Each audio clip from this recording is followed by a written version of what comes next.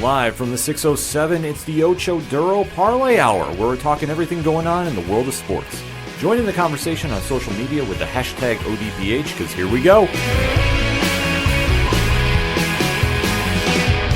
Instead of looking deep inside, every word I have to say, keep it simple. Welcome to an all-new edition of the ODPH podcast. What is happening, everybody?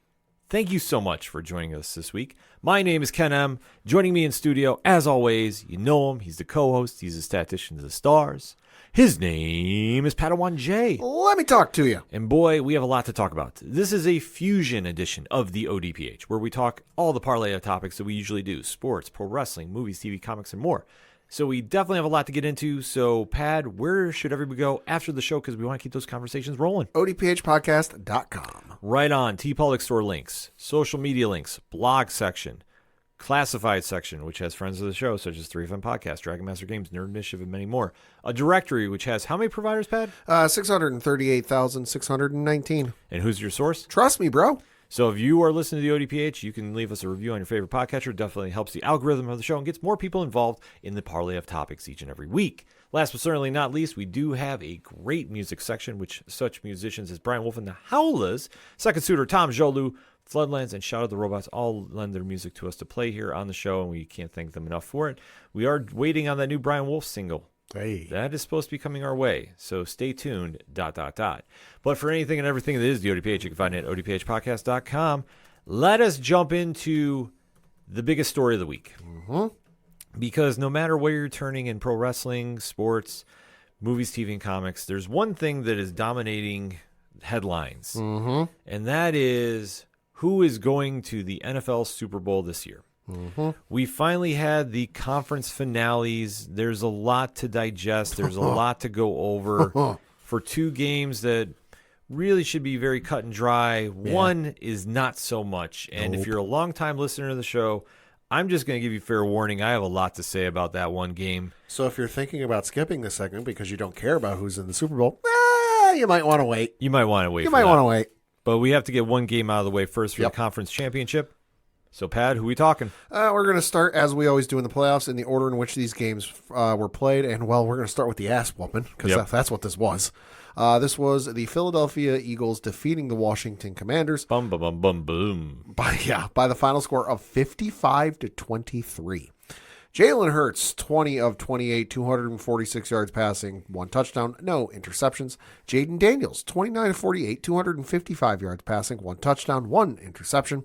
Jaden Daniels was also the leading rusher for Washington, 6 carries, 48 yards, 1 touchdown. And then for Philly, it was, well, who else? Saquon Barkley, 15 carries, 118 yards rushing, 3 touchdowns. A.J. Brown led the way for Philly in receiving with 6 catches, 96 yards, and 1 touchdown. And for Washington, it was Zach Ertz with 11 catches, 104 yards, and no touchdowns. Well, I guess we can just really sum this one up pretty quickly. Cinderella's story ran out for Washington. Clock hit midnight. Jaden Daniels played an amazing series. He did all he could, but we knew going into this they had a chance. And it was an uphill battle. Completely. But it's division rivals. You never know. They're familiar. They know what was coming. However, when you let Saquon Barkley run for a 60-yard touchdown on the Eagles' first play of the game. On the first play of the game, that's a momentum shifter. I mean, I'm looking at the play-by-play here on the ESPN.com. And you had the Washington won the field goal, 18 plays, 54 yards, 7 minutes, 3 seconds, and they kicked the field goal. Then you get to the Eagles where it says touchdown, 1 play, 60 yards, 18 seconds. The first play of this was the 60-yard kick from the Washington 35 to the Philadelphia 5. Shipley took it. Shipley took it back to the Eagles 40 for 35 yards. Next play, 1st and 10 at Philly 40. Saquon Barkley left end for 60 yards. Touchdown. Jake Elliott extra point is good. Yeah. Oh, my God. So when you can't stop the running game, no matter what, it's going to make it for a long day. I'm not going to say, like, Washington was broken on the first play of the Philly half, but their spirit was sure knocked down a little bit. Well, the wind had to be knocked out of the sails. There's no question about that. And especially with Philly imposing the will, breaking the defense spirit. Yeah. it's going to be a tough uphill battle for Daniels. I mean, the over-under on Saquon for the day, yards-wise, was 128. He had half of that on one play. Mm-hmm. So when he's running crazy, there's nothing you can do about it except stop him. But they really had no answer for it. Their defense, we said, could contend. It just could not on this day. The defense for Washington needed to play a perfect game. You know, they baseball, 27 up, 27 down. Nobody gets to first base. No walks, no balks, no nothing. You know, no pass balls. And unfortunately, that didn't happen for Washington. You know, Jaden, for considering he's a rookie and nobody, I think, put it this way. Nobody with realistic expectations expected them to be here. And the fact that, hey, you know what, 29 to 48, it's not great. It's not bad. But 255, 1 touchdown, 1 interception in your first championship game and your first, playoff run, considering everything he's put up, not bad. Mm-hmm. Very promising. No, very promising. I mean, Daniels and the team have much to look forward to in the future. Yeah, much to Dan Snyder's chagrin. Right. But they came in with a chip on their shoulder. They weren't supposed to be there. They punched Detroit in the mouth. Yeah. And they ran into a team that, I mean, let's face it, we even said on the show previously, the winner of the Philadelphia LA Rams, because we thought that was going to be the team, that was going to be the definitive winner no matter what. Mm-hmm. So we said Philly was going to win outright, and they did. Washington is a few players away from being a serious contender, Absolutely. but they're on the rise. For Philly, the window is now. And there's no question about it. They came and they knew the assignment, and especially Saquon Barkley. The only thing, when we preview the Super Bowl, we'll really dive into more, is Saquon has been on a tear. However, has he faced a defensive coordinator like he is going to be facing? Not that I can think of. And that's going to be the real telltale story of the Super Bowl. So how Philly adjusts to that, can Hurts get healthy enough to really contend with who they're going to be facing? That's the ultimate questions, because if you can say yes to both, if Saquon can keep this up and Hurts can really match up to his opponent, because it's going to be that kind of game, then Philadelphia has a great chance to win. I think their defense is better on paper. Yeah, I do too. And it just depends if they're ready to show up, because they're going to have their hands full. With one certain player especially. Well, and that's the other thing too. Philly's defense has to play a near perfect game just because you got to contend with, the other quarterback we're going to talk about in a minute here, because a little early preview, you look at what Buffalo was able to do against Lamar Jackson last weekend, 2 weekends ago now, I guess you could say.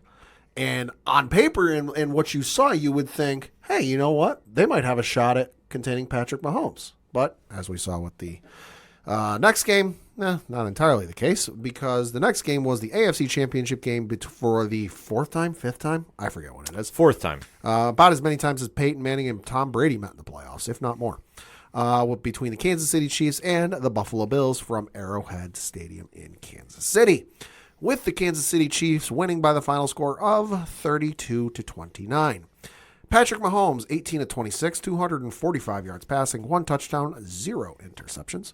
Josh Allen, 22 of 34, 237 yards passing, 2 touchdowns, 0 interceptions. James Cook was the leading rusher for Buffalo with 13 carries, 85 yards, and 2 touchdowns. Kareem Hunt led the way for Kansas City with 17 carries, 64 yards, and just 1 touchdown. For Kansas City in receiving, it was Xavier Worthy, 6 catches, 85 yards, just 1 touchdown. And then for Buffalo, it was Mac Hollins, 3 catches, 73 yards, and 1 touchdown.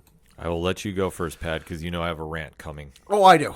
So, couple surprises with this. I figured, given the way Buffalo was able to contain, and I don't mean that in the literal sense of like Lamar wasn't able to do Lamar things, but they kept him off of his normal game. I thought, on paper, I'm like, all right, you're able to contain Lamar, who to me is a lot more mobile and a lot more dynamic of a player than Patrick Mahomes is. Video game moves aside, and all the other nonsense he does. But if you want to talk, athletic and mobile and just, pure, you don't know what they're going to do, to me it's Lamar Jackson. And if you're able to contain Lamar Jackson like you were for that game in the divisional round, you'd have a shot against Kansas City. And everyone was talking about, especially with the Baltimore game, how we all remember Baltimore ran over Buffalo, and then, the difference was all the players that came back for Buffalo, and they were the difference makers, and they were the X factors, and yada, yada, yada, blah, blah, blah. I'm thinking, okay, well, Buffalo did so well against Kansas City in the regular season. Let's not forget, they handed them one of their few losses in the regular season. Mm-hmm. You played that well without those players there. You now have these players here. You know what? It should work, but unfortunately, that wasn't the case. I know there's a couple instances in this game that are a little controversial, let's say, and I have to agree that I don't necessarily agree with the way they went. Am I happy to see Kansas City there? Not really. I was rooting for Buffalo just because, listen, I've seen Kansas City there before. The last time Buffalo was in the Super Bowl, well, I don't really remember it because I wasn't even in kindergarten yet. I was, for those of you overseas, when you're in kindergarten, you're at about 5 years old. Mm-hmm. It's been a while since the Buffalo Bills had been this far. So despite everything, in my being that can't root for Buffalo, I was like, I'd like to see Buffalo do it. If for nothing else, then you to see him do it, and you to see him get there for once. Because hell, you had to sit there and watch me root for him 10 times and the Patriots 10 times in the Super Bowl. I figured, you at least deserved one of these damn things. But unfortunately, it didn't go that way, and Josh Allen became the subject of a very ugly statistic, and that is he is the first quarterback in NFL history to lose 4 consecutive games against the same quarterback in the playoffs. He's 0-4 against Patrick Mahomes in the playoffs. The other thing, too, and I know you're going to get to this in a little minute, McDermott's got to go.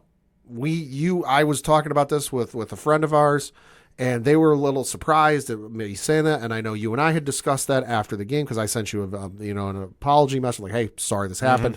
And we were discussing this a little bit after the game on Sunday night, and we were kind of both of the opinion that McDermott needs to go.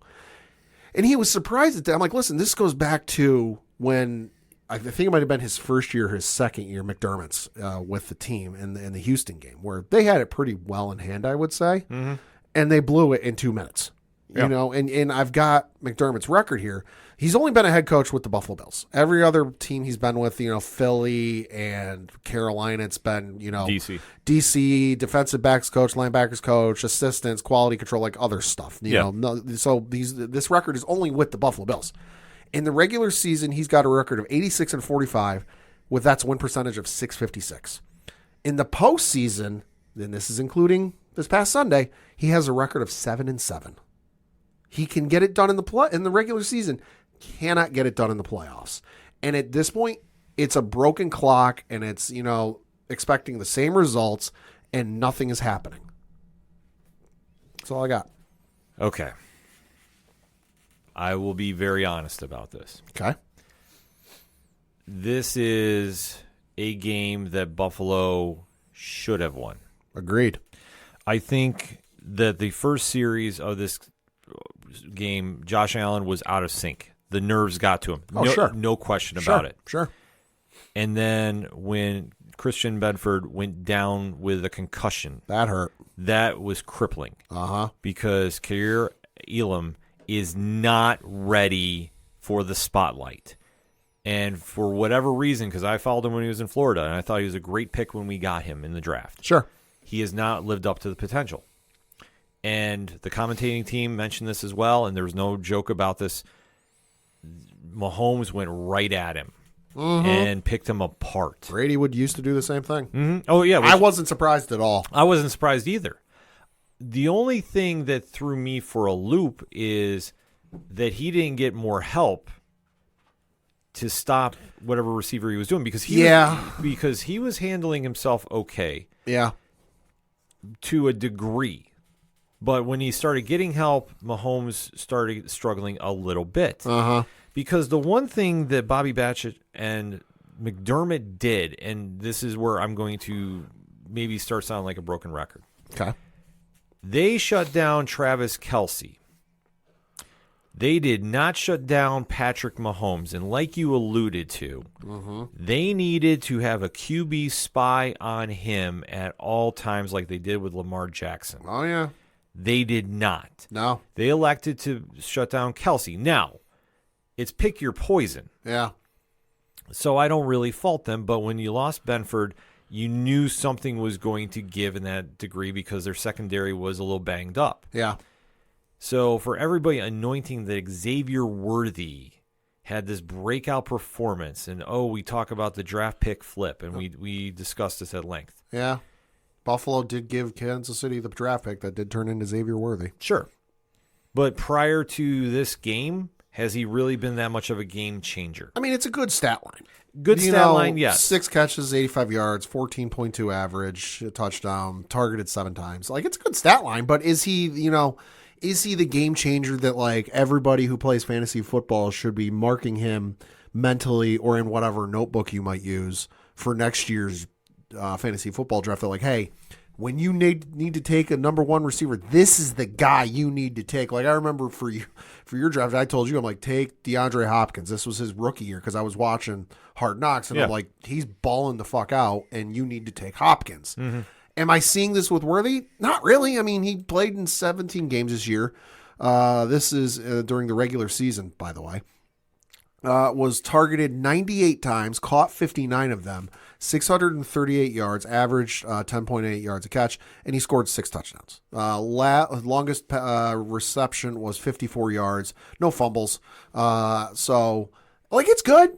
But is it like, oh my God, this is the breakout performance we're going to be talking about for years? No. Like, is it one that, like, for Chiefs fans, you'll be talking, oh my God, remember how good a game Xavier Worthy had in the championship? Like, Chiefs fans will be talking about it, but for the rest of the league fans, no. And this is where I'm going with it.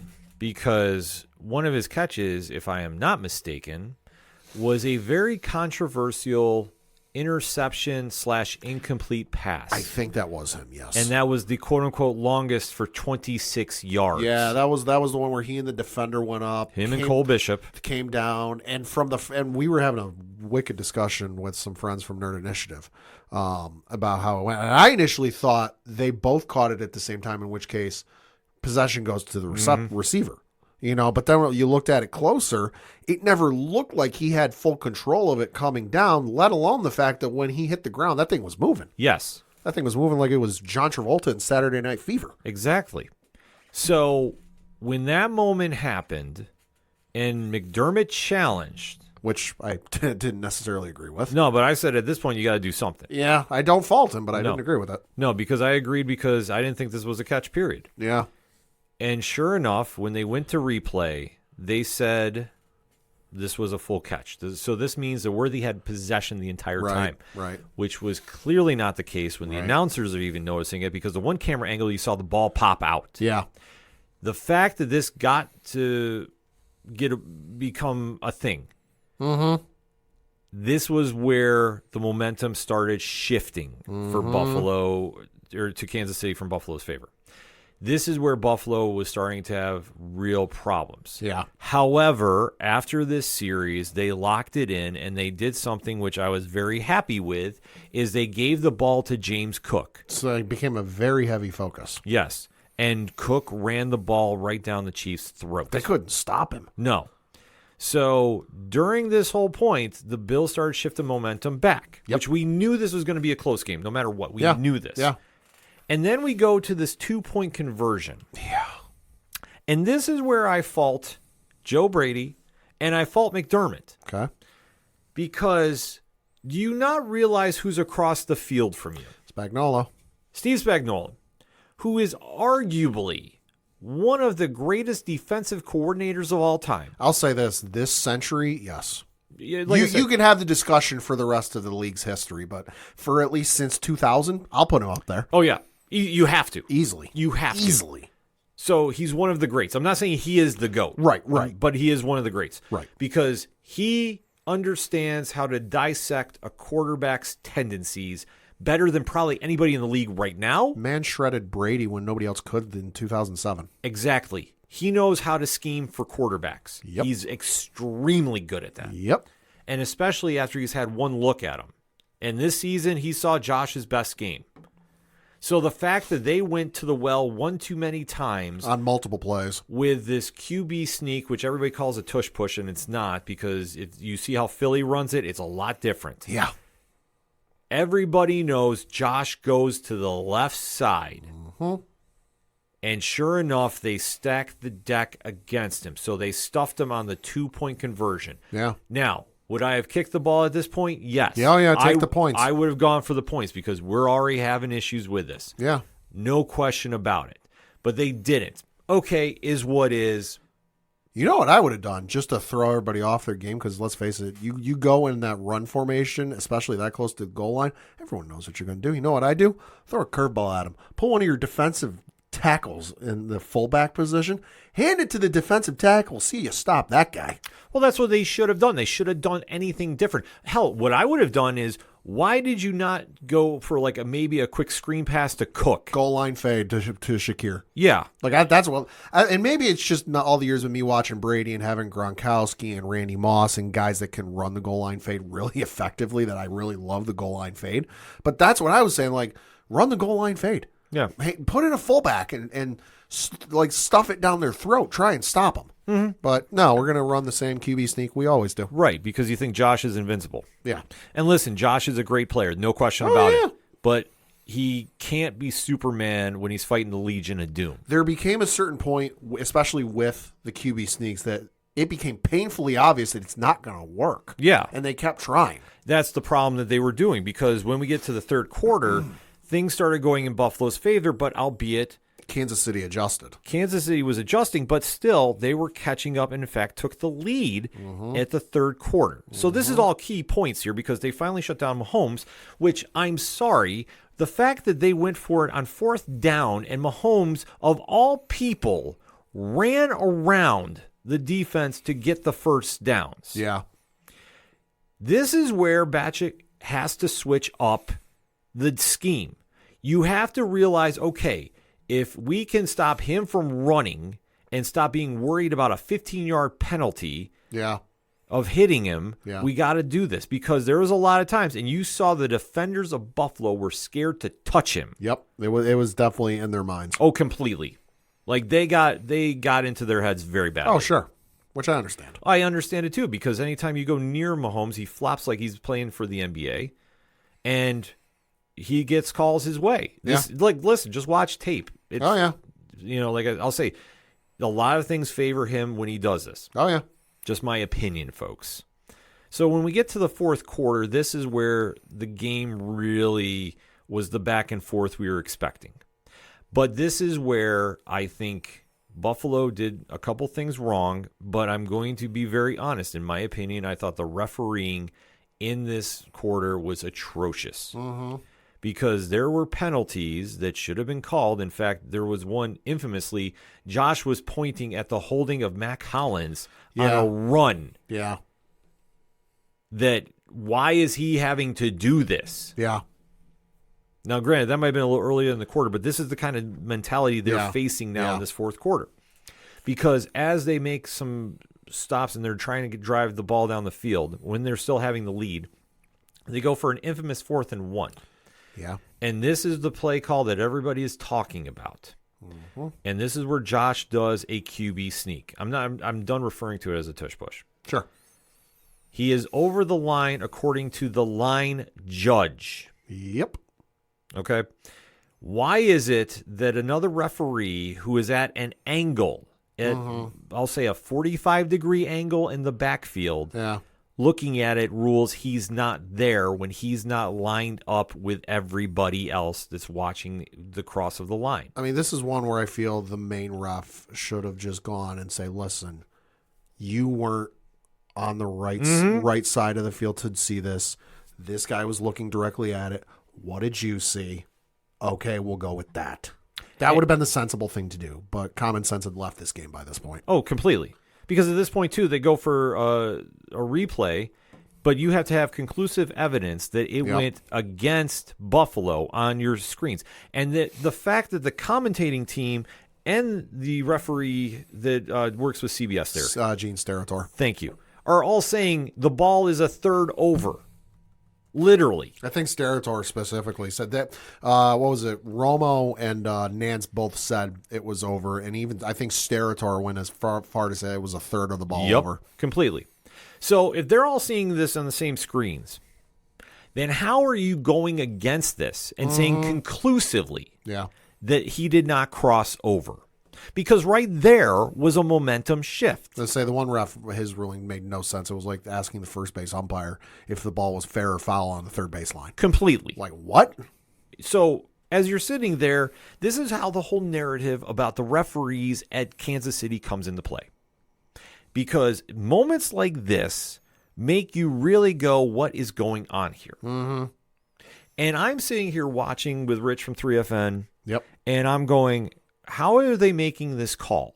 Because you can't. Because conclusively, you don't have evidence to overturn it. Right. There is no mysterious camera angle that we don't see that he does not cross it over. Well, and the other thing I didn't get was, and maybe it was the Fox game, but CBS for whatever reason didn't have this, but like Fox had the over-the-head shot. Yeah. CBS for this, whatever reason, didn't have that same shot? Why is it that the technology is not there in a game like this? Yeah. Or why didn't we not have them come out with the chains to measure where everything is over? There ain't any other CBS games going on at this point, so every you-know-what camera should be there for CBS for every possible angle. Yes. There's no excuse. There's completely no excuse.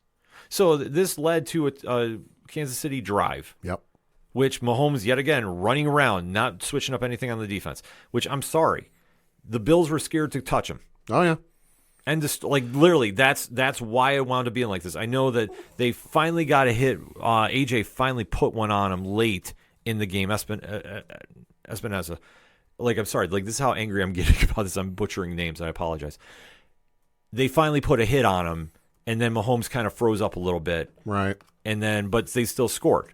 So the Bills get the ball back with, what, 3 minutes at this point? Give or take. 3:33 because, because I remember that there was some kind of weird trolling allegedly going on with about how some certain videos were edited for sound clips. Butker kicked it off to Buffalo, which was a touchback in the end zone at 3 minutes and 33 seconds of the fourth. Yeah. So that being said, the Bills were driving. Yep. And they were coming down the field very well. Oh, yeah. So now you get to pass the 2-minute warning. It's 3rd and 8, I want to say, and Josh Allen passes the ball to Dawson Knox. Mm-hmm. Dawson Knox reached the line to get the first down, and somebody claimed his knees were down 5 yards back. I am not the greatest mathematician in the world, but something did not add up there. Mm-hmm. So now it puts the Bills at 4th and 5 with 2 timeouts, mind you. Yep. This is the only complaint I'm going to have about Josh Allen in this game. Okay.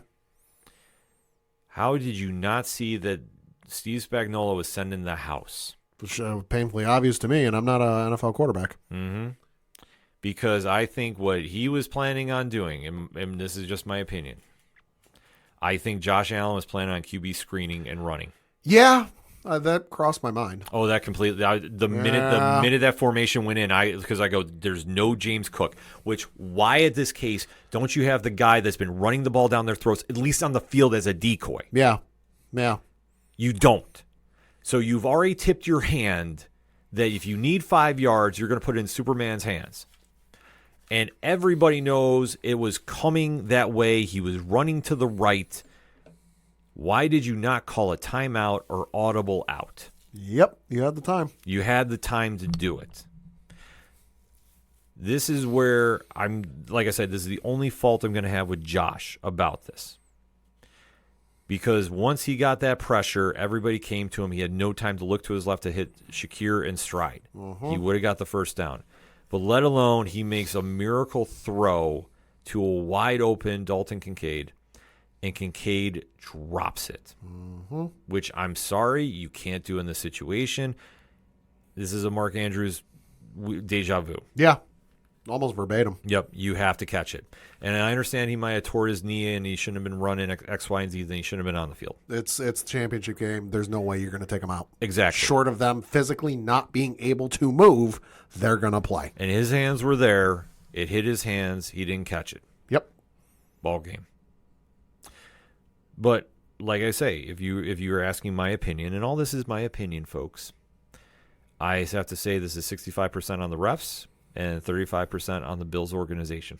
Okay. As a whole. Because I say this is another McDermott choke job. Uh-huh. This is a situation that he is now in that Mark Jackson Golden State situation. He has built a team, but he can't get them to the next level. Yeah. And you can't say anything otherwise to prove it. Because in my opinion, he's now gotten them to the cusp of victory, and he's found a way to snatch defeat. Because in these situations, he has to be smarter and realize what is going on in the big picture. If Mahomes is running around crazy on you, especially on fourth down, then why don't you put a defender on him? Because he did it to you not once, not twice, I believe 3 times. Yeah. And Travis Kelce, who you alluded to in the stat line, a mighty 2 for 19 on 4 targets. 9.5 yards a catch. Yeah. You took him out of the equation, and if you minus Xavier Worthy's incomplete pass, because in my opinion that's what it was, Sure. you didn't have a receiver catch anything over 60 yards except Smith-Schuster. Right. He had 60 total. His longest was 30. After that, it was Hollywood Brown for 35. Kelsey's 19, as you alluded to. Perrine's 17. Pacheco's 12. Hopkins 11. And Kareem Hunt's 6. Yeah. So you had the Chiefs right where you needed them, especially in that fourth quarter. Now, granted, you did not get calls your way. Sure. There's 3 vital ones that we went over that were momentum shifters. Sure. So in this, and I'm sorry, this happens in every game. If there is a call like this, we've seen how momentum swings. Yep. This happened for Detroit against Washington. This happened with Baltimore. Listen, this sometimes it works in your favor, sometimes not. But in this situation, especially with the narrative that is the popular opinion of most, that when you go to Kansas City, listen, things happen. And where the ball bounces is usually not friendly for visitors. Yeah. This is just my opinion about it, and this is where I say the Bills need to make a coaching change. In fact, I would even go as ballsy to say go hire Steve Spagnuolo. Because if you can't beat him, put him in charge and just tell him to stay out of Josh Allen's way. Well, Bieniemy is a candidate, too, because I know the Patriots interviewed him for at least their OC. Well, I'd say the offense, I don't think you need to really tweak around per se, except on that goal line. Sure. Which I'm not as angry per se as to Brady, but at the same point, it's a broken clock. It's insanity. Different results that change it up. You tried a QB sneak how many times in this game, and you were successful? Okay, maybe once. Well, he got exposed. That's the problem. Yeah. He got exposed because if memory serves me right, this is Brady's first time being an offensive coordinator for a full season. I think maybe. Yes. So you got exposed going against one of the best. You needed to play. You needed to have a flawless game set up, and you did not. And unfortunately, this came back to haunt you at the worst possible time. Was an OC? Oh, no, it's not his first time. His first time as an OC was with the Carolina Panthers from the 2020 to the 2021 season. Okay.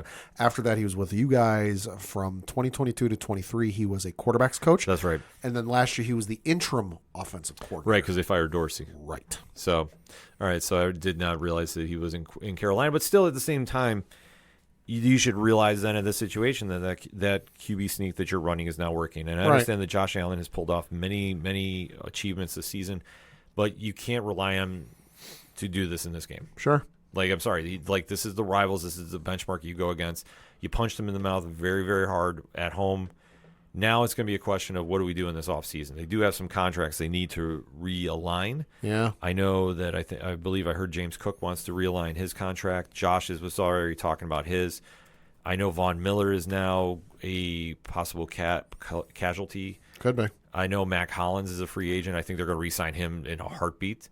And Rasul Douglas is the only other big one I think they really got to make a decision on. Pulling it up on Spotrac.com right now, there is a few free agents listed on this site. You've got Amari Cooper, Rasul Douglas, Austin Johnson, Mac Hollins, Dwayne Smoot, Reggie Gilliam, Ty Johnson, Quentin Jefferson, Jordan Phillips, Reed Ferguson are all unrestricted free agents. You've got Quentin Morris, who is a restricted free agent. Tommy Doyle and DeMar Hamlin are unrestricted free agents. And then you've got Alec Anderson, who is something entirely different. I got to dig into what exactly this means. All right, so Hamlin, that'll be I could see him coming back. Oh, yeah. I think that they would definitely do that. You said Phillips there too. I think that I know he wants to stay, so I don't know what he will do in reference with that. But for the Bills, they're going to have to do a lot of soul searching in this offseason, and I'm going to say right now, if McDermott comes back, they have to figure it out. Figured it out. Alec Anderson is an exclusive rights free agent. Okay. That's what he is. So it'll be interesting to see the moves they do. I have faith that they will do something, but they're going to have to go heavy on defense in the draft because obviously you saw Kansas City tore them apart. Oh, yeah. The offense is good. Yeah. Well, they tore them apart when they needed to. They did not dominate this game. That's one thing I want to clarify because when the Bills locked in, second half adjustments, they did shut down Mahomes, as you saw on the scoreboard. But unfortunately, you gave up too many big plays at the worst possible time. And when you do that against a team that's as seasoned as the Chiefs, you're going to get burnt. And that's why we have a Super Bowl that not a lot of people are excited about, let's be honest. That's true. I mean, I heard a few folks the last couple of weeks, especially going into this past weekend, when discussing, like, if Kansas City makes it there again, they will not watch. So I'm not going to say it's going to be the least watched Super Bowl in NFL history, but I'm real interested to see what the ratings are. I mean, me personally, I'm not rooting for either team, really. I do have a commitment to my brother-in-law that I said if the Eagles make it and win the Super Bowl, I'll buy him a shirt just because, hey, I'm that kind of brother-in-law. But, I'm not rooting for him. I'm rooting for a hell of a halftime show, and it sounds like we're going to get one based off of some of the news reports I've been reading the last couple of days because certain songs people are expecting to be played, and the NFL doesn't want them to be played, but certain artists is telling them, nah, I'm going to sing it anyway. Yeah. If you know, you know. Exactly. So we will have to wait to see how that all shapes up. We'll give you our official Super Bowl picks on next week's show. In the meantime, though, hit us up on those hashtags, #ODPH pod. Your takes from this week's conference championships from the AFC and NFC in the NFL. You know who's going to the Super Bowl. How do you feel about those games that were played? Let's talk about it, shall we?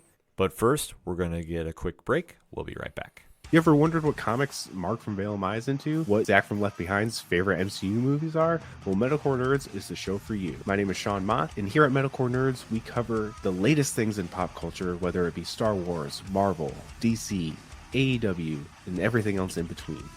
You can listen to the show every Monday on Adobe Howl at 7 p.m. Eastern, or find it anywhere you find podcasts after it debuts on the radio station. The content you are listening to is part of the Nerd Initiative Podcast Network. For more info about the home of pop culture positivity, be sure to check out nerdinitiative.com. Coming back for another segment on this edition of the ODPH podcast, and the biggest thing going on in entertainment this week is a debut on Disney Plus. Hell yeah. From Marvel. Snuck up on me. Forgot it was coming out this week. Marvel Animation, that is. That is true. So we now have the first 2 episodes of Marvel Animation's Your Friendly Neighborhood Spider-Man. So this is a new envisioning of the classic Peter Parker story of his origin in high school, and it's a different timeline. The early years. Yeah, so this is going to be just a fresh take. We do know that we have Hudson Thames, who is voicing Peter Parker. And it's kind of, like I say, it's a different take on what you know from from Spider-Man. Like I say, the animation style is very different. Yeah, but it's got like an old school Stanley Kirby feel to it. Yeah. So the first 2 episodes have now dropped on Disney Plus, and we're going to do what we normally do for reviews. So if you're new to the ODPH, first and foremost, thank you for checking us out. We always appreciate it. Leave a review on your favorite podcatcher. We'd like to give everybody a spoiler-free statement about what we're discussing. After that, we give you a countdown. At that point, you either stay for the episode because we deep dive into spoilers. We don't hold anything back. We give you theories, the whole 9.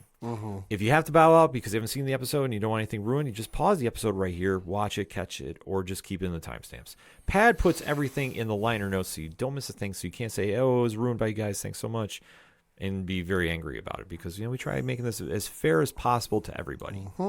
So that being said, Pad, give me your spoiler-free statement on Your Friendly Neighborhood Spider-Man from Disney Plus and Marvel Animation. So the first thing, I got to say, I'm glad the one photo I saw circulating social media last week about the episode release schedule ended up not being true, because I was seeing a thing that said that we were going to get 3 episodes a week until the end of the season. And as somebody who tries to watch at least one of these before I go to work in the morning, I was not looking forward to having to watch 3 episodes a day.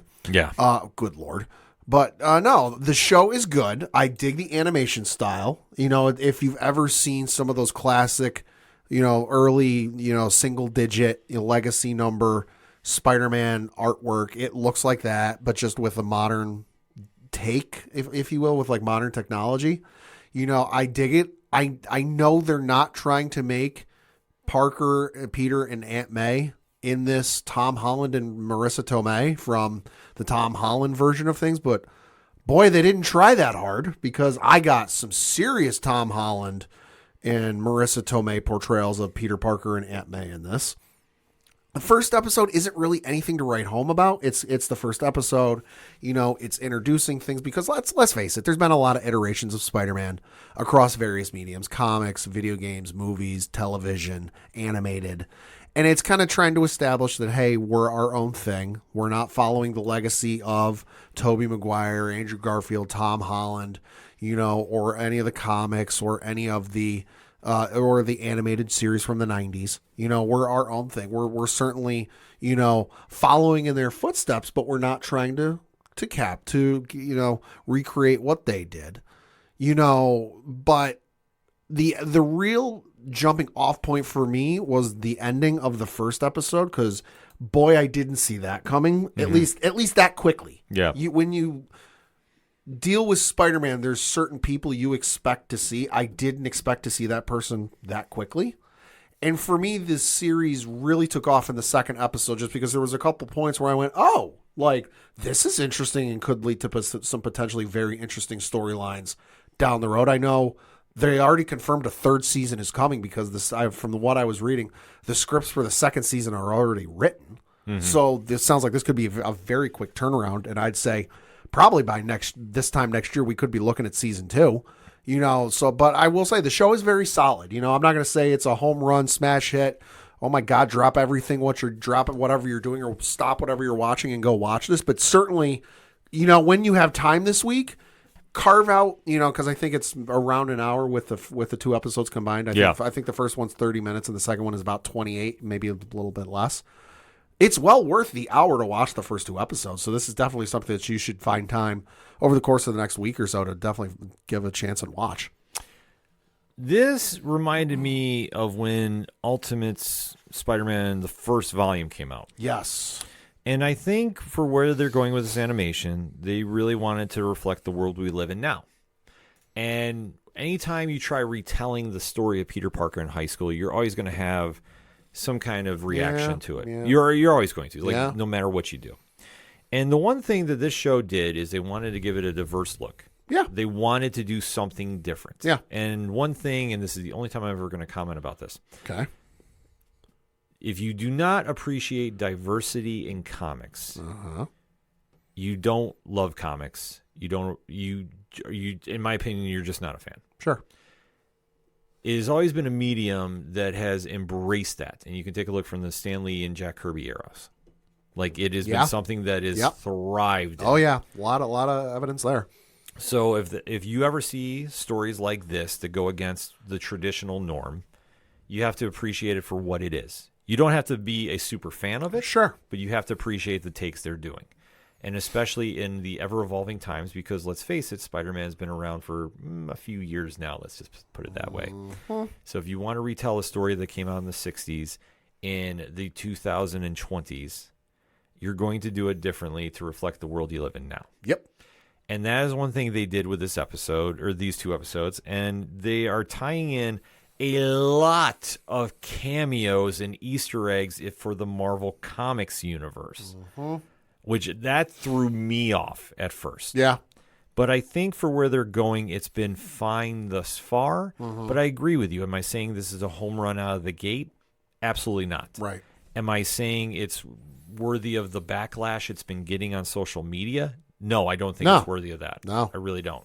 I think it's just a new retelling in the modern era we live in now. Mm-hmm. And I think for a lot of people, it's something we always go into with open minds. Yeah. And that's something that I think this show is really trying to embrace and really have some fun in a creative route to go in. Yeah, and you're right about the cameos. Like, there's a lot of cameos in this, but I think I prefer this version over what we saw in prior iterations of the animated series, which I'm not saying there's anything wrong with, any of the, Spectacular Spider-Man, Ultimate Spider-Man, or the 90s version, or the three that come to my mind. But the thing with the 90s is, okay, it's like, oh, hey, here's Wolverine, and here's Storm, and here's Captain America, and here's Ben Grimm. Like, it was like over the head, like, hey, they're here. Mm-hmm. And even in you saw some of that with Spectacular Spider-Man, and even with Ultimate Spider-Man, we're like, it wasn't exactly subtle. It's like, hey, they're here, and then you might see their secret identity later. At least with this, it's like, hey, they're here.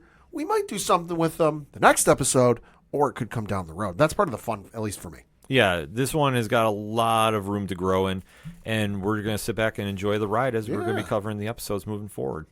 So that being said, Pad, in 3, 2, 1, let's talk about Amazing Fantasy and the Parker Luck. First 2 episodes were solid. The first episode, nothing really super, to write home about. It was, setting everything up, world building, establishing this version of the universe. It was fine. I'm glad we didn't rehash for super long the Spider-Man origin story because, like Kevin Feige said, when they were getting ready to do the Tom Holland version, along with Sony, they're like, hey, listen, we're not going to rehash the origin. Everyone knows it at this point. Everyone has seen it at this point. Spider-Man's been around for how many years? Mm-hmm. If you don't know the origin story by now, I'm sorry, I can't help you.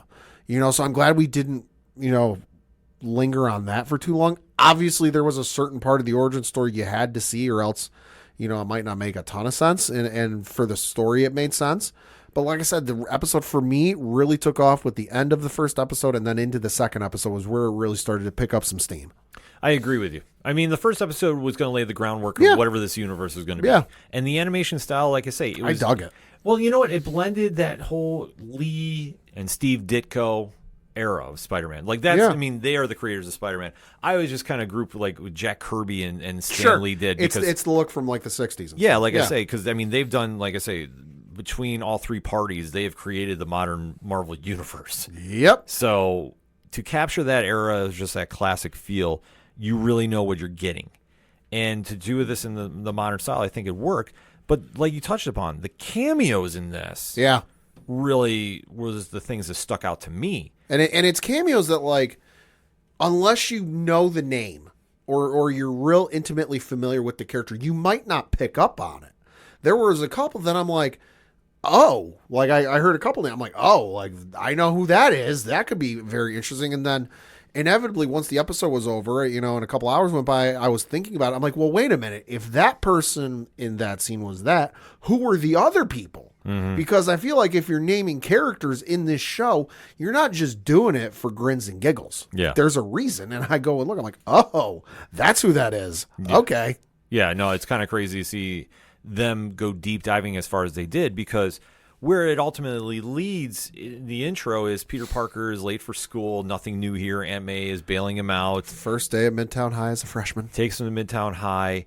And while he's here, we instantly have a cameo battle going on because we see the Sorcerer Supreme, Doctor Strange, who's voiced by Robin Atkins Downs, is taking on an alien that is all too familiar to us because that's Venom. It's a version of Venom. It's not the Venom we all know and love, but that's a Venom. Yeah. And the thing that's going on during this battle is they come through a portal, all hell breaks loose, and Strange at one point during the battle goes, "Where are we?"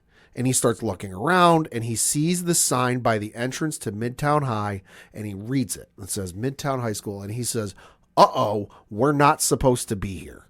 Yeah. So where the hell he's from, whether it's this universe, another universe, who knows? Yeah. But they're not supposed to be there. So you have a great action sequence going on as they're fighting in front of Midtown High. Yep. We do see that Venom is ready to attack another student there. Yep. Nico Minoru, who we know from the Runaways series in Marvel, which I'm like, okay, here we go, because this is where Peter jumps in to save her, but in the process, Doctor Strange does capture Venom, but breaks off a little piece of the symbiotic spider who bites Peter Parker, thus giving him his powers. Mm-hmm. So it's kind of a weird way around the traditional the Spider-Man origin story, but it works for what they need to do. Then they do a little time jump. Peter Parker is now going to Rockford T. Bales High, and he's now developed the Spider-Man persona where it looks more like the Scarlet Spider costume. It's very year one basic Spider-Man costume. Yeah, hockey jersey, a mask. A tank of some sort on his back. Yeah. I don't know what that's for. Well, it's supposed to be his webbing. Okay. I couldn't figure that out. But it's very, very thrown together. Like, you could definitely tell he's made this. It's Temu Spider-Man. Yeah, in his classroom. Yeah. Like, you can definitely tell. Yeah. But in one of these occasions, he winds up saving Harry Osborn, who's voiced by Zeno Robinson, from a bunch of kids that are trying to put it on TikTok or the web, whatever the case They're is. trying to be influencers. Yeah. Yeah, so Peter takes care of them very easily. Yep. Saves Harry Osborn because originally he saved him from nearly getting hit by a car. Right. So they've already established the Peter-Harry connection. So Peter is now back to school, runs into Nico, who's there with him. Also, we now have a love interest in waiting for him, Pearl Pagan, who is actually waived from the Agents of Atlas. Oh, okay. Which I applaud the deep dive. Like I say, was not thinking that they would actually go there, but here we are. So I like the move. I think that's a very cool thing to try doing. Yeah. It's just getting these characters that you don't really think would mesh with the Peter Parker time frame here. But I like where they're going with it. But unfortunately, his crush, like most Peter Parker storylines, is already dating somebody. Yep. And we do see it's the football captain, Lonnie Lincoln. Uh-huh. And Pat, why is that name familiar? Tombstone. One of the classic Spider-Man villains. Yep. So we see that there's a lot of high school hijinks that goes on between them. And then when they're picking lab partners, Lonnie picks Peter, which is kind of like a little curve in the mix. Yep. And Peter is just saying, well, he's just being a dumb jock that wants, me to do his work for him. And it turns out quite the opposite. Lonnie actually knows his stuff. Yeah. Lonnie is winning him over, and you see, that he's trying to make a difference for himself. And, and it's a very cool, insight that they want to try doing to establish his character, because you know how it winds up in the comics per se, but to see the story of how he was a good friend to Peter as they're trying to portray it now, when the eventual heel turn goes a la wrestling, that's going to be a very, very cool story. And it's also breaking maybe any preconceived notions you might have had about the show, because if you know anything about the Spider-Man mythos, and especially the origin in the quote-unquote early years, you see him at school, at a high school. You see he has friends. You inevitably see a jock or an athlete from that school coming to interact with him. Who are you ultimately going to think that is? Flash Thompson. And what does Flash Thompson typically do to Peter? Bully him. Makes his life a living hell. So whatever iteration you want to watch or read or play, Flash Thompson's an ass, and they take that and go, oh, this isn't Flash Thompson. This is somebody else. And they're actually friends with him. And I like that. I do too. Like I say, they did a lot of creative takes for this. Yeah. So it's not the typical setup where, Peter has to fight a jock. Yep. So we're going to have to wait to see how that story plays out.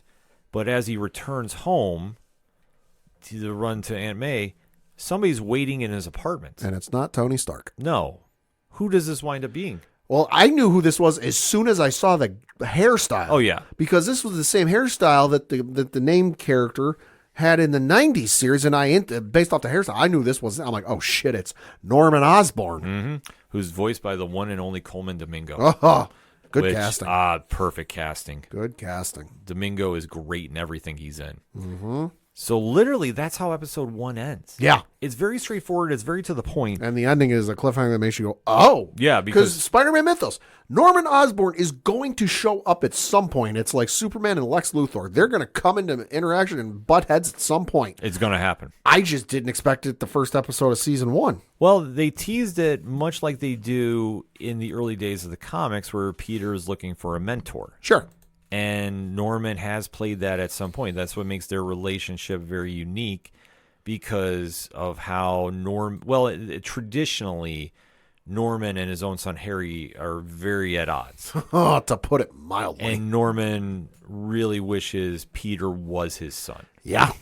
So that's that kind of weird dynamic that they have. So if you've played Spider-Man 2, you know. oh, if you played anything involving the history of those two, Oh, lordy. it's very deep rooted. Oh, lordy. Which leads us into episode 2, the Parker Luck, where Norman is so enamored with Peter and what he's done for his son. Yep. He offers him an internship at Oscorp. And Peter's over the moon about this because he's like, oh my gosh, you're, you know, all the technology and everything you're doing and this and that. And oh, it's going to open so many doors for me. And he asks, well, wait a minute. Is this a paid internship? And all Norman says is, don't worry. I take very good care of my employees. So it is a very unique setup here that Peter is now going to Oscorp at such an early age. And obviously Norman sees something in him. So it's almost like a tell sign, though. Like I almost thought they telegraphed something here. But as he's there, he's assigned to work with a scientist. And it's a scientist that we're familiar with, but yet this is the first time we're seeing her.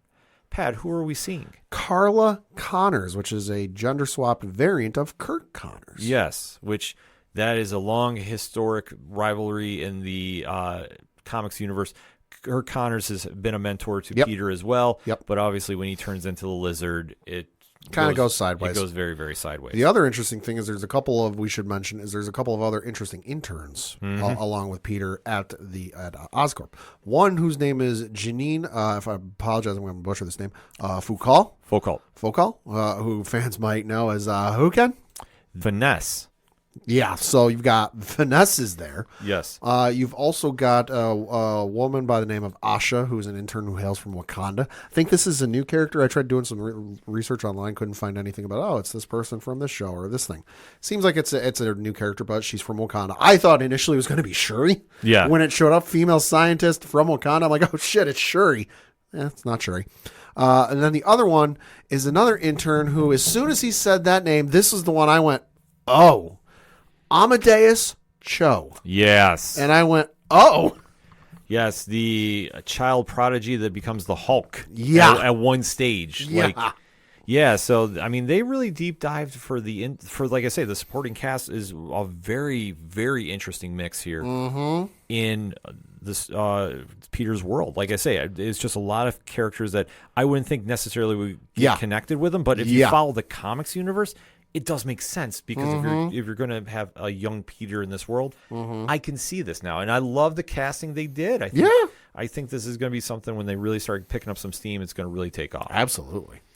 So then we do see that Peter does check about a news report that's happening. Yeah, so he's doing his work with Carla Connors, and he gets a text message from one of his friends, and he's a little distracted. Carla picks up and says, hey, why don't we take a 15-minute break and kind of regroup on things, and we'll get back to work. And he goes, oh, that's fine. So he goes into the break room. All the other interns are there. They're flipping channels, chatting about how their day went. And at one point, while they're flipping channels, the TV lingers on a news report about a fire that's going on nearby. And Peter freaks out and goes, oh, wait, don't change it. And one of the other interns goes, why? It's just a news story. And of course, as we've seen in other iterations, whenever Peter has to hide his fascination of why he needs to know something, more often than not, he fumbles the ball.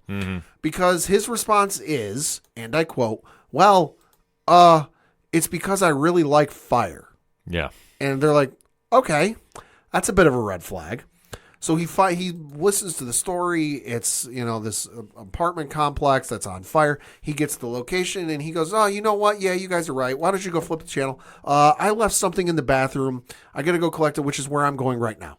So he leaves. He goes off to stop the fire, where he encounters an arsonist by the name of Butane. Yes, I think this is a new character. Hashtag ODPH pod if we're wrong about this. Yeah.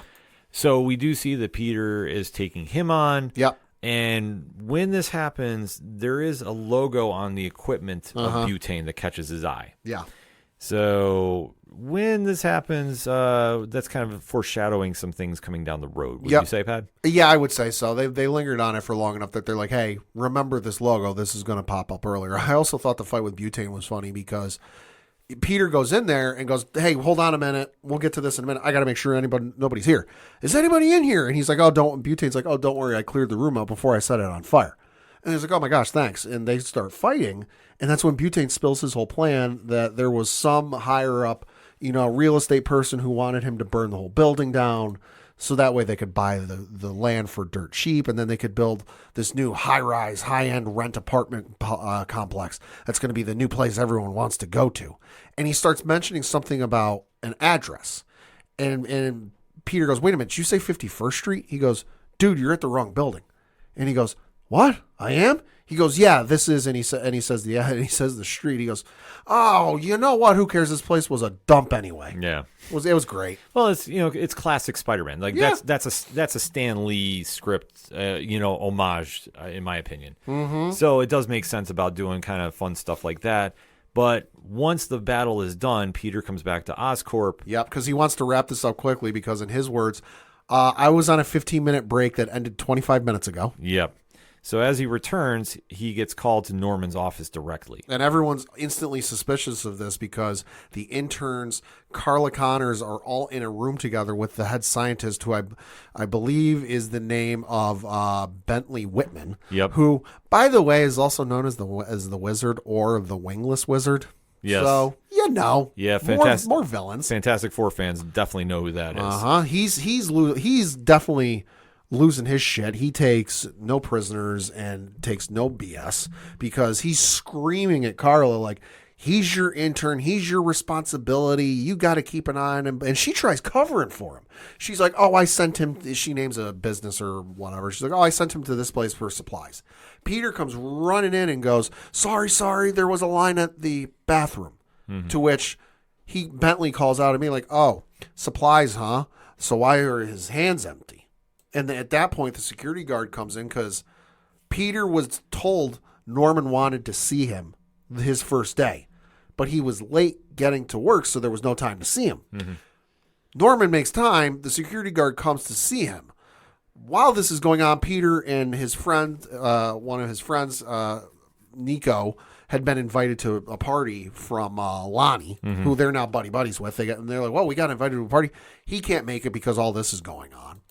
He makes his way up to the office where Norman is, and Norman is standing there with his back to him, and he turns and he looks at him as he enters the room, and Peter starts apologizing profusely because he thinks he's there to get fired because the other interns are like, hey, it was nice knowing you, it was good working with you. I think at one point Jeannie says, hey, listen, it was nice knowing you, but odds are I'm probably going to forget you. Mm-hmm. So he walks into the room, and because he thinks he's getting fired, he starts apologizing profusely. Well, listen, I'm sorry I was late.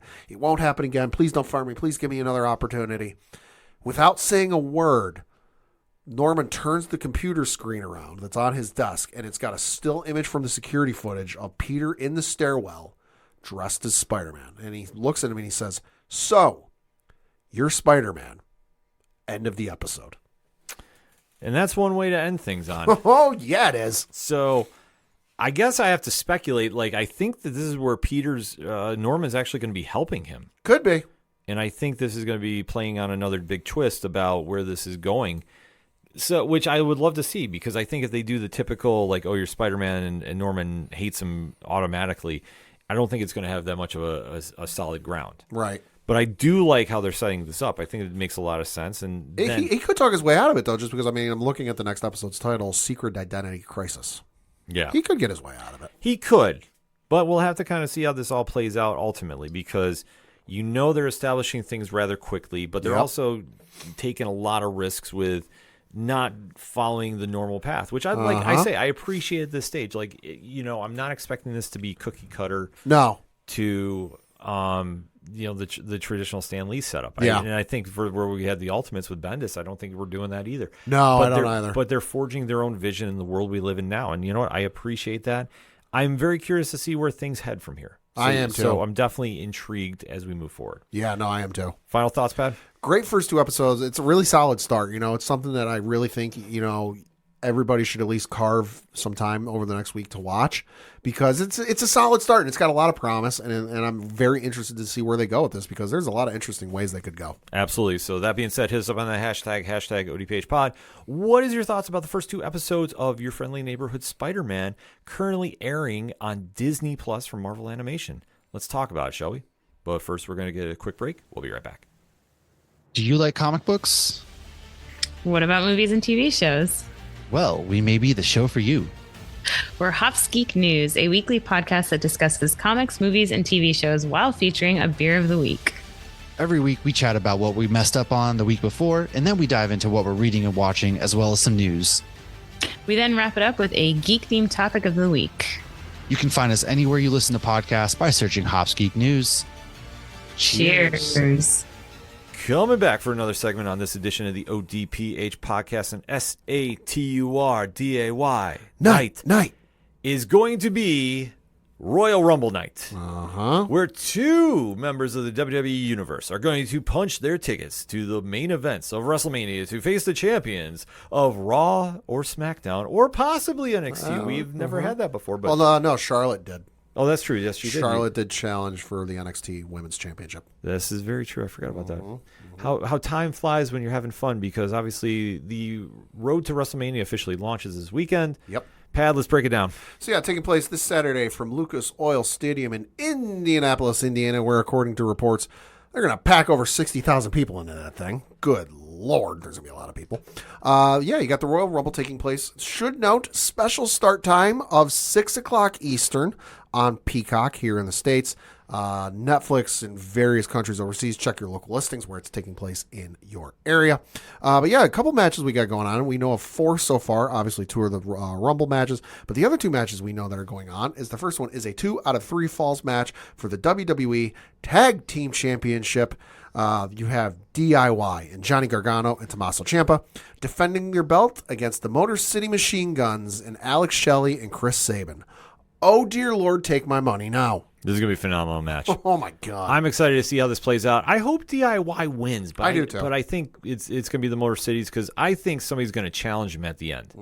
I have a sinking suspicion we're going to have somebody from TNA, possibly the Hardys, come out to do some business. Allegedly, they did film something for WWE. Yeah, so Allegedly. I would say maybe, but I'm going to say if I have to make a choice, I'm going to say it's Motor City. Could be. I'm going to say DIY.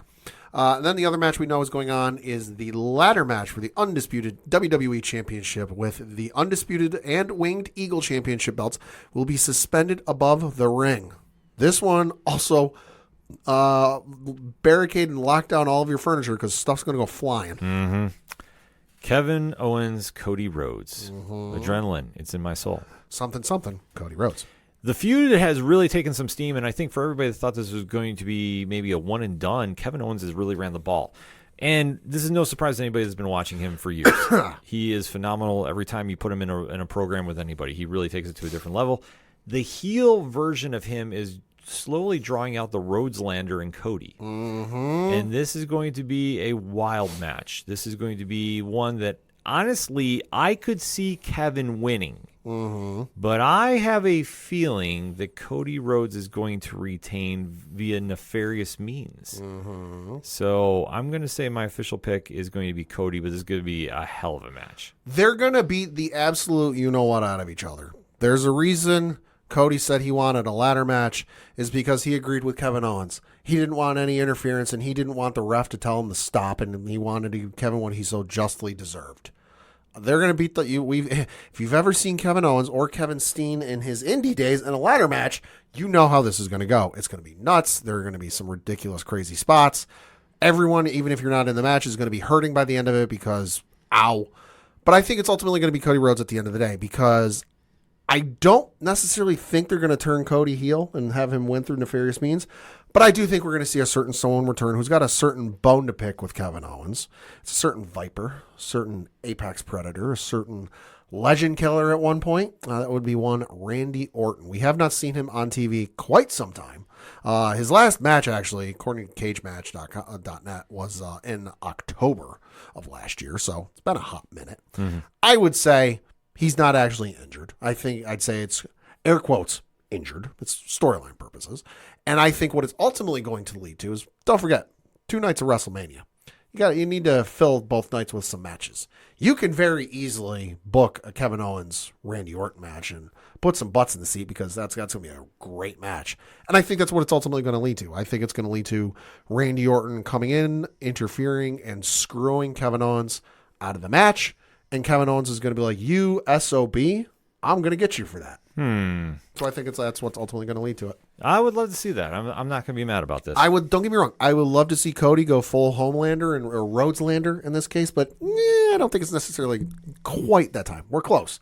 If you saw the promo between him and CM Punk on Monday Night Raw, we're getting close. Yeah, we're getting very, very close. We're on the doorstep. The door has not been opened yet, but boy, we're close. So then the other match we're going to talk about is the Women's Royal Rumble match. This is the 30-woman Royal Rumble match for a World Championship opportunity at WrestleMania 41. The entrants we have announced, we know 10 of the 30. Obviously, we might find out a couple more here on Friday, night before the Rumble, but maybe not. The ones we do know, however, Nia Jax, Bayley, Charlotte Flair, Naomi, Bianca Belair, Liv Morgan, Raquel Rodriguez, Lyra Valkyria, Ivy Nile, and Io Sky. So this is going to be a very, very interesting match because for the storylines, they could go in many directions. They really could. I mean, Tiffany Stratton is the champion of SmackDown currently. Rhea Ripley is the champion of Raw. Yep. And with the talent pool that is going to be involved, because we have to think that obviously the TNA's Knockouts division is going to be represented very well. Yep. I'm not doubting Jordan Grace. I'm not doubting Masha Slamovich makes an appearance in this. You have to think there's going to be a wild card that winds up walking away with this. Sure. And I think for me, the one that I know has not gotten a lot of noise lately, but I'm saying there's a possibility, I think Becky Lynch. I'm thinking the same thing. I know a lot of people are going with Charlotte, and obviously I think that's the safe pick. But I feel like if they were going with Charlotte, so I'm looking at the Wikipedia page for the Royal Rumble, and it lists the date each one of these wrestlers declared they were going to be in the Royal Rumble. Charlotte declared on SmackDown last week. Specifically on January 24th. I feel like if they were going to go Charlotte, they wouldn't have announced she was in the Rumble. They wouldn't have done this whole tease and vignettes and whatever else that she's coming back. That they would have left it for that like middle of the 30, let's just say 17, 18. You know, kind of where Cody was last year. You know, of like, oh my God, Charlotte's here, Charlotte's back. And then it would have been like, all right, well, shit, we know who's winning. Yeah. But notice, we haven't heard win from Becky Lynch since she left and took some time off, well-deserved time off. I agree with you. I think it's ultimately going to be Becky because, listen, you put Becky up against anybody, it's an ultimate, immediate, insane WrestleMania match. Yeah, see, I just think they would run it back against her and Rhea. I'm thinking the same thing. I think because obviously last year Becky was very sick during that match. Yep. There was a lot of different factors going on because we knew Becky was leaving. Yep. So I think now would be interesting if they wanted to run it back. Yeah. And I think that would have some great storylines. But you can't doubt anybody winning this. I mean, Charlotte could win and then punches that ticket to take on Bianca, or not Bianca, I'm sorry, Tiffany Stratton. Yeah. Bianca Belair could be in that mix too. I know that's a name that you always have to watch out for. Rumors are Asuka's close to coming back. You could see Asuka, and listen, ain't nobody ready for Asuka. Exactly. So, I mean, it's going to be kind of crazy, but I'm going to say my official pick is Becky. Yeah, I'm agreeing with you on that one. Okay. Then the last one, we know this is going to be the main event of the show. This is going to be the 30-man Royal Rumble match, again, for a World Championship match at WrestleMania 41. The wrestlers who have declared themselves for this match, we know 15 out of the 30. I don't think we're going to find out anymore because, well, at that point, it kind of takes away some of the mystery and intrigue. But the wrestlers we do know, L.A. Knight. Yeah. John Cena, CM Punk, Jey Uso, Roman Reigns, Seth freaking Rollins, Drew McIntyre, Rey Mysterio, Sami Zayn, Shinsuke Nakamura, Logan Paul, Penta, Chad Gable, Braun Breaker, and Carmelo Hayes. This field, knowing half of it, is already stacked. Good Lord. So this one, you can definitely bank on some surprises. Absolutely. I would say if you say his name, he might appear because, I believe in Joe Hendry. We believe in Joe Hendry. So I think that could be a definite possibility. Sure. As far as anybody returning or getting signed that we don't know about, I mean, possibly an Aleister Black. Yeah. Although according to reports, his contract with AEW isn't up until after the Rumble. Okay. According to reports. Take that for what you will. Yeah. Could be true. Could be wrong. We'll see. So like I say, for anybody that would be a big free agent to bring in, that would be a possibility. Yeah. But I think ultimately this is the hardest one to call, I think, in recent memory. Well, and you got to figure we haven't seen Solo Sikoa.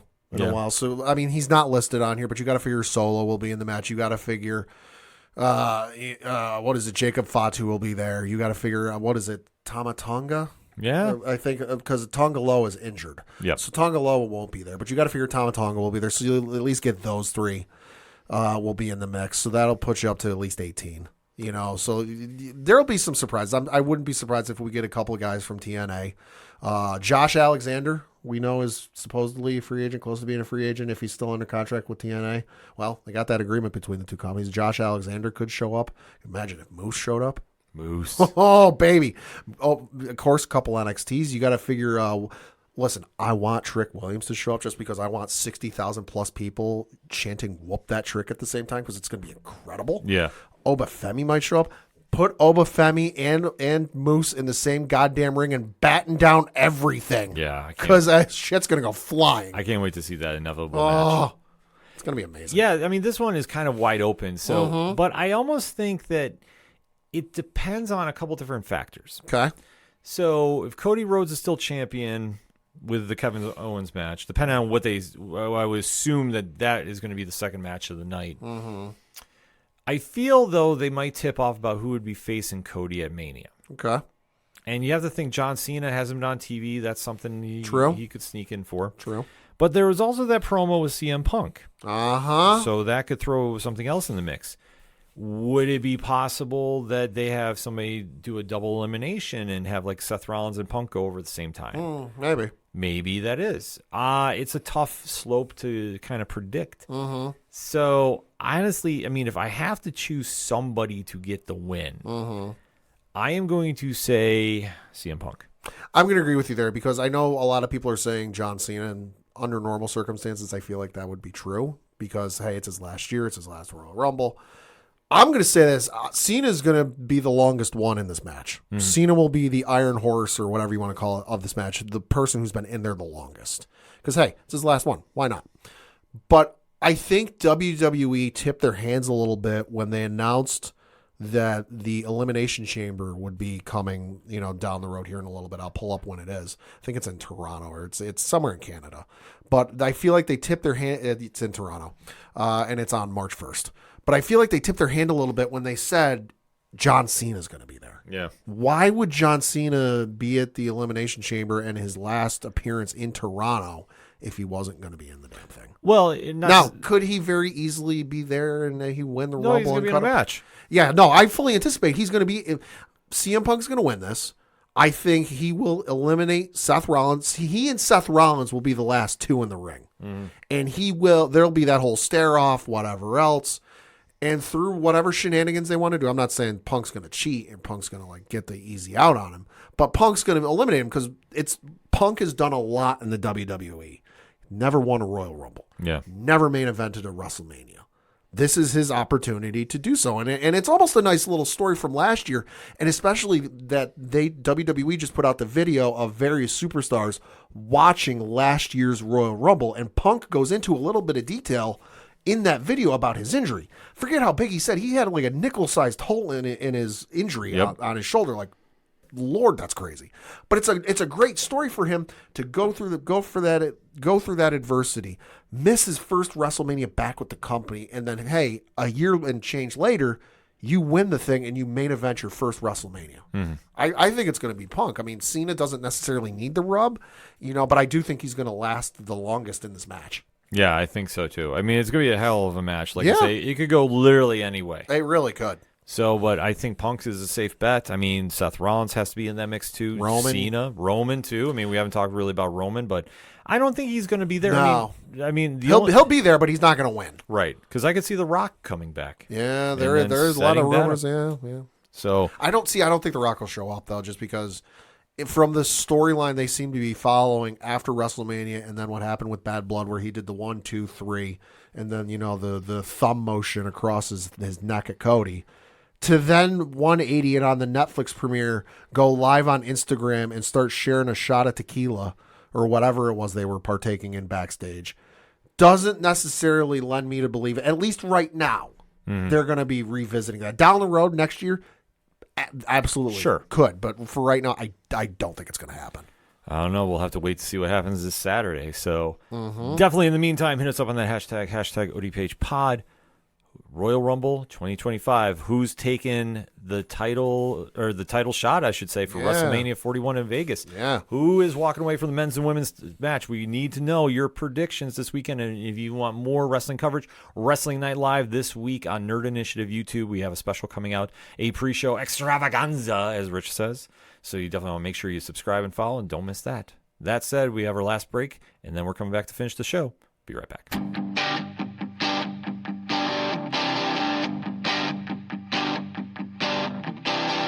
This is Tom from Tom Joe Lou, This is Matt from Sideroom Sounds. and you're listening to ODPH Podcast.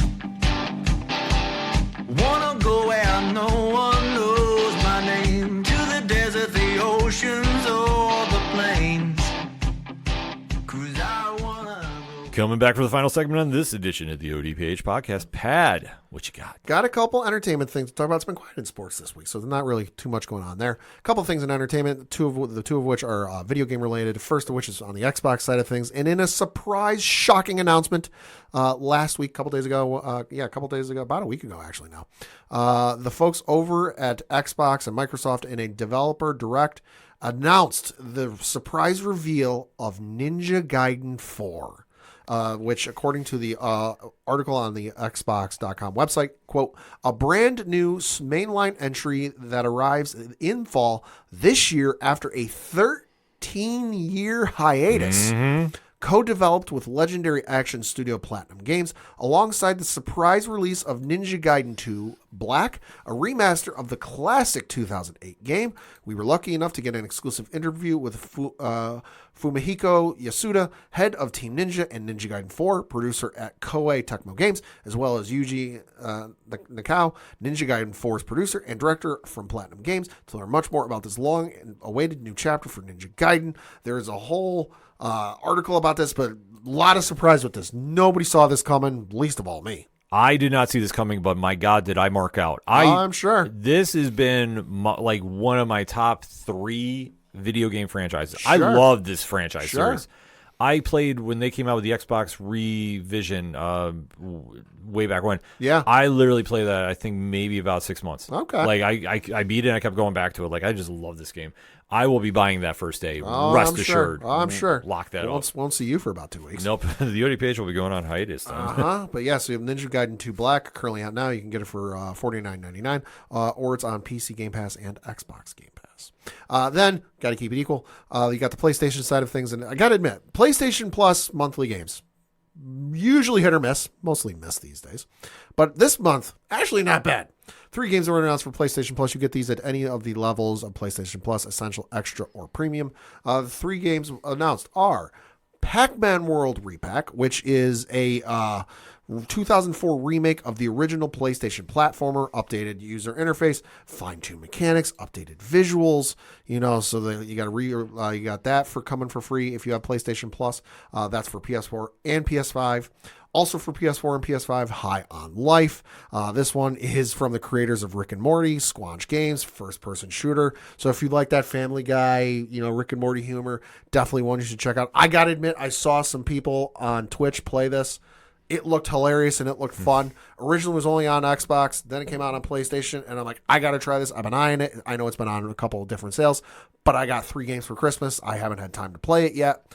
Gonna have to make time now because I'm gonna be getting it for free here in a couple days. Let's go. Lastly, certainly not leastly, for PlayStation 5, Payday 3. This one, revel in the thrill of a perfectly planned and executed heist in this high-octane co-op FPS experience for up to 4 players online.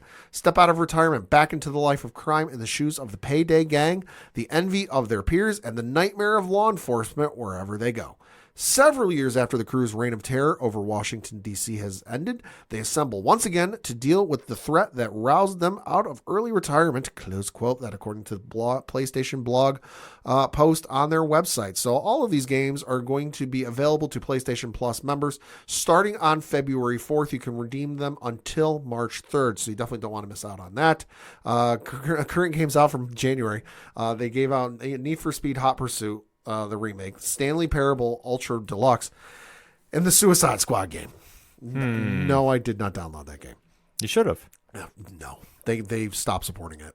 as we record.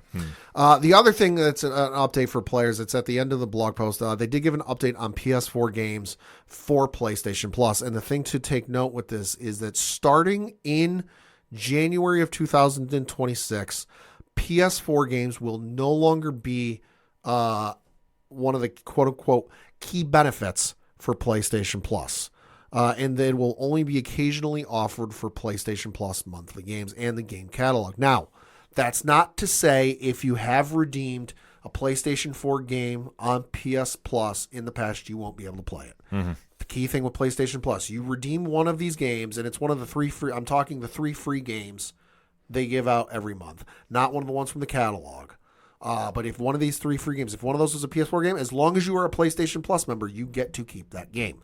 The catalog is the one where you're like, you get it, they take it out of the catalog, you can't play it anymore. It's a whole different ball of wax. But the article says, please note, this won't affect the PS4 monthly games that you have already redeemed from PlayStation Plus. You'll continue to have access to games you've already redeemed as long as you remain a member. For game catalog, PS4 games will still be available to play until it leaves the catalog as part of our monthly refresh. So just a couple key facts. I know there's still a decent amount of PlayStation 4 users out there, but starting in January next year, they will no longer be offering, or at least occasionally offering, PlayStation 4 games as part of a PlayStation Plus monthly free games. Interesting. And not a surprise. I mean, we're 5 years into the PlayStation 5 cycle, so you figured. I think at this point, the only games that are getting released for PlayStation 4 now are like the yearly sports games. There's not a ton of major first party games that are getting released for PlayStation 4. Yeah, fair point. Is what it is. And then we got comic picks. We got comic picks. Pat, what you picking up this week? So, recommending the 3 that I reviewed, or 4, I reviewed for Nerd Initiative this week. 3 of which are from the folks over at Dark Horse Comics. First of which you have Star Wars: The High Republic Adventures Phase 3 Annual. This one is well worth your money because there is a host of writers on this issue. Justina Ireland, Alyssa Wong, Kevin Scott, Zoraida Cordova, Charles and Rosemary Soule. Whole bunch of artists. Leanna Kangas, Nick Brokenshear, Andy Dugan, Lucas Marangon, Colin Cracker, Michael Attia was the colorist. Comicraft did the lettering. The cover art is absolutely stunning. And this one reads, quote, "This anthology issue collects 5 tales of Republic bravery and Nihil treachery from across the galaxy, featuring Jedi Knight Vernestra Rowe, Jedi younglings John, Bree, and Toko, Churro the Hutt, the sly Nihil Drigget, and the sinister Baron Bulin as they navigate the perils of the impending Battle of Iriadu. Brought to you by some of the most influential creators of the High Republic saga, including Justina Ireland, Alyssa Wong, Kevin Scott, Zoraida Cordova, and Charles and Rosemary Soule." This one is well worth the money. 48 pages. So you definitely get the annual. It makes sense. You definitely get your money's worth out of this. A lot of good stories with this. Definitely one you should pick up at the comic shops this week. Then also from Dark Horse, Star Wars: The High Republic Adventures, issue number 14 from Daniel Jose Older. Harvey Tolabau is the artist on this. He also does some of the cover work. And the description of this is: fighting erupts on Iriadu. After months of oppression by the dastardly Nihil, valiant partners Lula and Zine lead the charge against the occupying force. Meanwhile, a hidden danger stirs beneath the battlefield that threatens to turn the tide of the war. But in whose favor? The fate of the galaxy is on the line as the final arc of the High Republic Adventures begins. The final arc begins here with the first 4 connecting covers that will create a spectacular landscape piece. So that's the thing. High Republic kind of reaching its kind of zenith, I guess you could say, or its closing moments, because the High Republic ending very soon. There's a lot of talk about the book that Charles Soule has written, coming out in the not too distant future, but High Republic wrapping up soon. And you want to talk about the final arc of High Republic Adventures kicking off. This kicks off in a way that, I'll be honest, I wouldn't mind seeing on the big screen. Battle, certainly worth the price of admission. Then from Kevin Scott, Star Wars: The High Republic Adventures, Dispatches from the Occlusion Zone, issue number 4, again from Dark Horse. This one says, as calls for help make their way across the Stormwall, the Marshal of the Republic fleet turns to an unlikely ally, former Jedi Ty Yorick. But can the Maverick Saber for Hire be trusted when she encounters an old enemy on the ravaged plains of Dalna? So Vincenzo Riccardi is the artist on this one. And I'll say this. If you want to pick up this issue for the artwork alone, you will be well worth your money to pick up this issue, because this artwork in this issue is some of the most unique and popping off the page artwork I've seen in quite some time. It's stunning. It's colorful. It's amazing. Also, Kevin Scott writes a mean story. It's a very good story, so you can't go wrong there. Well worth the price of admission on this one. Very true. Lastly, certainly not leastly, from the folks over at Marvel, you've got Star Wars: A New Legacy, issue number 1. You want to talk about a who's who of who's writing this issue. Oh, my Lord, have mercy. They got 3 of their best authors, because there's 3 stories that take place in this issue. Charles Soule, who you might have heard of. Yeah, a little bit. Jason Aaron. Okay. And Karen Gillan. Oh. Yeah, you want to talk about a who's who of Marvel writers these days. Those are 3 good ones. This one reads, quote, "A decade of Marvel Star Wars comics. Celebrate 10 years of Marvel Star Wars comics with all new stories by some of the most influential creators of the decade. Thrill as Darth Vader, Grand Moff Tarkin, Darth Mammon, Dr. Aphra, Valence, Chanith Cha, Rick Duel, Commander Zahara, the Tagus, and more collide during a grand Imperial event thrown by Palpatine. Gasp and laugh at a perilous game between 000, BT-1, and Christian. And whatever happened to Scar Squadron?" 3 fantastic stories. The first story by Charles Soule, honest to God, feels like Ocean's 11 in space. Yeah. And that's not a bad thing at all. Pick whichever Ocean's 11 you want. They're both phenomenal films. But it feels like Ocean's 11 in space. The second story, honest to God, I want to see that crew in a novel or a animated series of some sort, because I am very interested in those folks. And the last story is nothing to really sneeze at either. It's incredible. Every Star Wars book you can pick up at the comic shop this week, well worth the price of admission, and fantastic storytelling. Yeah, Star Wars came in hot and heavy this week. Yeah, so they did. Definitely something to keep in mind. For my picks, DC Comics, Superman Lex Luthor special. Uh-oh. So if you've been following the Superman storyline since the House of Brainiac, you know Lex has amnesia. Mm-hmm. Doesn't remember his past, his peace in the valley. However, something is causing the need to bring the old Lex back. Mm-hmm. And this is a deep insight into Lex's past and the ultimate choice Superman has to make, because he knows if he brings Lex back, he knows what that entails. Mm-hmm. But he also knows if he doesn't, there's possibly a greater threat he has to deal with. So it's a very cool setup issue, but I recommend, like, if you haven't been reading Superman, you'll have enough to get in the ballpark here. Mm-hmm. But if you've been reading Action Comics and Superman since the House of Brainiac, you're going to have a big payoff here. Also from DC Comics, one of my favorite series right now, because, I mean, Jeremy Adams is firing on all cylinders. Okay. Green Lantern number 19. So this is now the second piece of the Fractured Spectrum storyline that they have going on. The Green Lantern Corps is back. Okay. However, this one is a little bit more of a setup than Okay. anything. This kind of ties into the Corps is back to being the Corps, because obviously when they came in the dawn of DC, stuff happened, Sure. wasn't exactly up to business. Sure. This kind of gets things back into a traditional Lantern form, in my opinion. Okay. It's a solid issue, but like I say, it's a lot of building of stuff. And when Adams does a build to a crossover, you know it's going to be a big one. So definitely a fun one to read, and because, like I say, you're getting a lot of building here. So definitely check that out. Now, Pat, here's a question for you, because you're kind of the animation guru. Yes. You a Silverhawks fan? I can't say I am, no. So Silverhawks, the classic cartoon from the 1986, is now back in comic form via Dynamite Comics. I remember these guys. Okay. Yes. So Ed Brisson, George Cambias, Yeah. Cambadius, I apologize for misspelling or mispronunciation, are back now bringing a new take on the classic team. Yeah. So if you're not familiar, it's a perfect jump on starting point. Like this is a great issue. Especially if you're not used to the Silverhawks, you can jump right in. Like classic fans are going to be like, oh my God, this is right up my alley. Like I definitely want to go check that out. So I highly recommend that one. From Image Comics, Black Cloak number 11. Bittersweet for me because I do love the series a lot. This is the end of the second story arc. So I'm not sure when they're coming back per se, but Kelly Thompson, Meredith McLaren have been putting this murder mystery going on in Kyros, the last known city, to the test. And this is a very, very strong finale to the arc. It's bittersweet.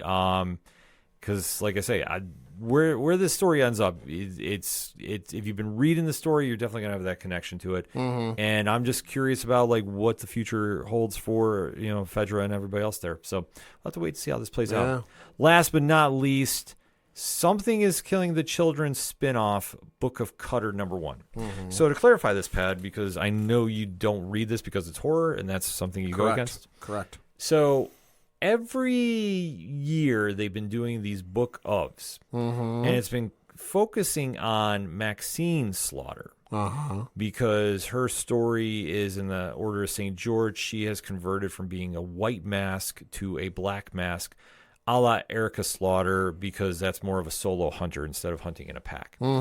And this series, because this is the third version of it, is emphasizing on her journey, and it's a great resource for anybody that's not familiar with the setup of the orders. They explain the houses. Because we've had Book of Butcher, we've had Book of Slaughter. It's like if you're not familiar with everything going on, if you read these, you're going to have a great insight and be able to understand the maneuvering that's happening. And especially since Something is Killing the Children is gone till April. The last issue came out, I believe, November for issue 0. It's been a long wait, so this is kind of setting up some things happening when they return, especially with one character we saw in issue 0 that is going to play a big role in the next arc of Erica's story. So this one, like I say, I really recommend this series, but I do tell people right away, this is more of a background resource book. It does have a story going on with it, with Maxine, and because now she's at the House of Cutter in England, which, if you know Charlotte Cutter and what she did, this is a learning experience to say the least. So that being said, I do highly recommend it because I think if you read this, you'll definitely have a better appreciation for what is going on with the story, and especially as it's progressed. As last we knew, it's still progressing towards Netflix. They are still in development with it. So we'll have to wait to see how this plays out. But if you want to get the step ahead of everybody else, go check this series out. And if you want even more comic picks, well, nerdinitiative.com has you covered. Over 30 reviews on the site. I think we finished right at 40 this week. I have to go double check what we wound up doing. And like we always say, nobody does New Comic Book Day like the Nerd Initiative Bullpen. So go check out the videos, go check out the reviews, and let us know on social media, what did you pick up this week? Let's talk about some comics, shall we? That being said, though, that's it for this week. So for the one and only Padawan J. Fuck the Astros. I'm your host, Ken M. Thank you as always for listening to the ODPH podcast. We'll see you next time.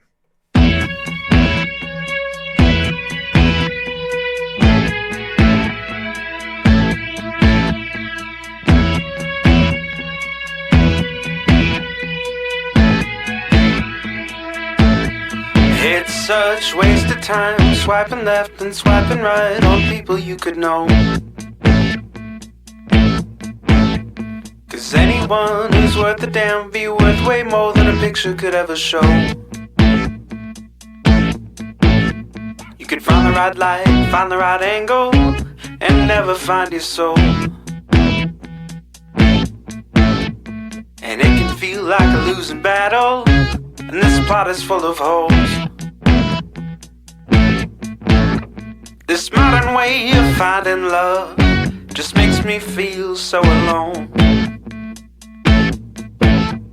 And I can't be the only one sick of staring at my phone. So look up, talk to me, a better way to spend our energy. Just look up, talk to me. We don't have to float alone on the open sea. Don't know that I believe in the old time fable. Everyone has just one true love. All I know is you're across this table, and you're all I'm thinking of. So look up, talk to me, a better way to spend our energy. Just look up, talk to me. We don't have to float alone on the open sea. Ooh, ooh, ooh.